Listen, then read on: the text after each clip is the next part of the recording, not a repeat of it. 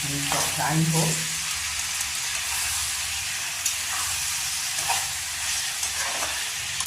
চটজলদি ফ্রাই হোক, খুব টেস্টি।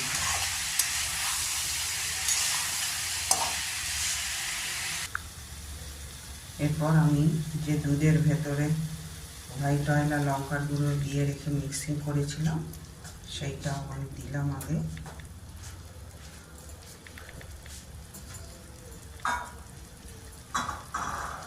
এরপর নুন, লঙ্কার গুঁড়ো, কাশ্মীরি লঙ্কা, চাট মশলা আর আমার সিক্রেট মশলা আছে, আর একটু জিরে গুঁড়ো সেটা দিলাম, গরম মশলা গুঁড়ো।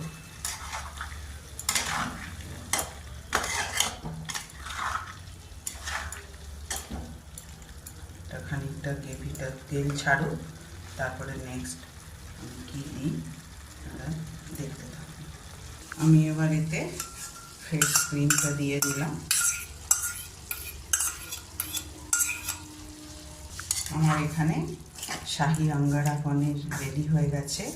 এটা নান, তন্দুরি রুটি, রুমালি রুটি এগুলো দিয়ে খুবই ভালো লাগবে। আর এই রেসিপিটা যদি ভালো লেগে থাকে তাহলে প্লিজ আমার পাশে থাকবেন, লাইক, শেয়ার, সাবস্ক্রাইব করে, কমেন্ট করে আমার পাশে থাকবেন।